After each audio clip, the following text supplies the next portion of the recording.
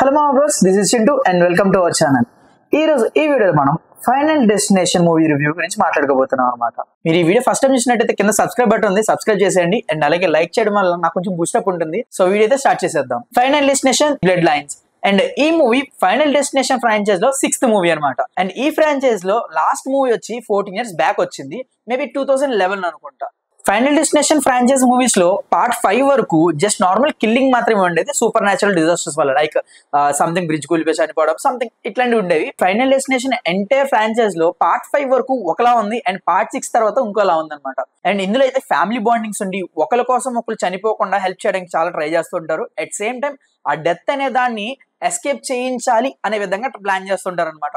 Coming to story, ఒక sky towers లో ఒక యాక్సిడెంట్ జరగబోతుంది. ఆ యాక్సిడెంట్ జరగబోయేది ఒక ఆవిడ ఆల్రెడీ ముందుగా ప్రిడిక్ట్ చేస్తుంది, లైక్ ఆమెకు ముందుగానే కనిపిస్తుంది. మీరు ఆల్రెడీ ప్రీవియస్ గా ఫైనల్ డెస్టినేషన్ మూవీస్ లో చూస్తుంటుంటే ఆల్రెడీ ఎవరికో ఒక హింట్ అయితే కనిపిస్తూ ఉంటది. సేమ్ అట్లానే ఇందులో కూడా ఒక అమ్మాయికి అయితే హింట్ వస్తుంది అనమాట, ఆ స్కై టవర్ కంప్లీట్ గా కొలాప్స్ అయిపోతున్నట్టు. అందులో ఎవరైతే తప్పించుకున్న వాళ్ళకి ఒక ఫ్యామిలీ, ఏదైతే ఫ్యామిలీ క్రియేట్ అవుతుందో ఆ ఫ్యామిలీ ఎంటైర్ గా కర్స్ అయితే ఉంటుంది.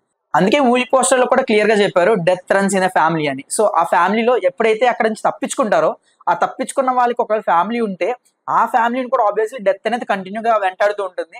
ఈ డెత్ నుంచి ఎలా తప్పించుకున్నారు ఏంటి, ఒకవేళ తప్పించుకుంటే ఏ విధంగా తప్పించుకున్నారు, లేదా చనిపోతే ఎవరు ఏ విధంగా చనిపోయారు, ఎంతమంది చనిపోయారు, ఈ ఎంటైర్ ఫ్యామిలీ ఏ విధంగా చనిపోయింది అనేది మూవీ అనమాట.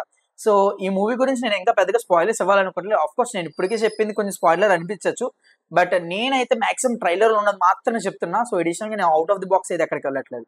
కమింగ్ టు ద పర్ఫార్మెన్సెస్ గురించి మాట్లాడుకుంటే మెయిన్ గా ముగ్గురు గురించి మాట్లాడుకోవాలి. అందులో ఫస్ట్ ది శాండ్రా జువాన్. ఈమె ఈ ఎంటైర్ మూవీలో లీడ్ రోల్ అయితే యాక్ట్ చేసింది. దాంట్లో మూవీలో ఈమె పేరు వచ్చి స్టెఫినీ. ఈమె పర్ఫార్మెన్స్ అయితే చాలా బాగుంది. అండ్ సెకండ్ పర్సన్ గురించి మాట్లాడుకుంటే Tony Ted as Williams blue earth. మూవీలో ఉన్న కొంచెం కూడా చాలా బాగుంది.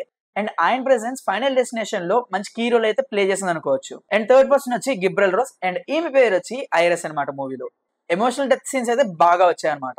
ఈ మూవీలో హైలైట్స్ గురించి మాట్లాడుకోవాలంటే 1960s లో సెట్ అయిన ఓపెనింగ్ సీన్స్ బాగా సస్పెన్స్ క్రియేట్ చేశాయి. అండ్ ఇంకోటి ఏంటంటే ఎవ్రీ డే మన డైలీ లైఫ్ లో యూజ్ చేసే ఏవైతే టూల్స్ ఉంటాయో ఆ టూల్స్ తో డెత్స్ అనేవి క్రియేట్ అవుతాయి. సో ఇది కూడా కొంచెం యూనిక్ గా అనిపించింది.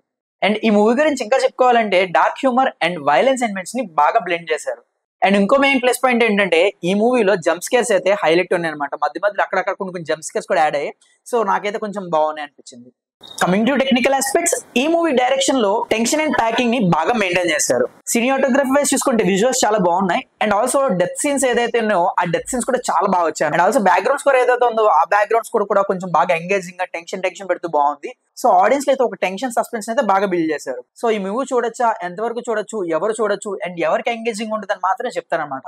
సో ఎవరైతే వైలెన్స్ బాగా ఇష్టపడతారో అండ్ సస్పెన్స్ థ్రిల్లర్స్ లేదంటే సూపర్ న్యాచురల్ హారర్ ని ఎవరైతే ఇష్టపడతారో వాళ్ళకి పక్కా ఎంగేజింగ్ గా ఉంటుంది ఈ మూవీ.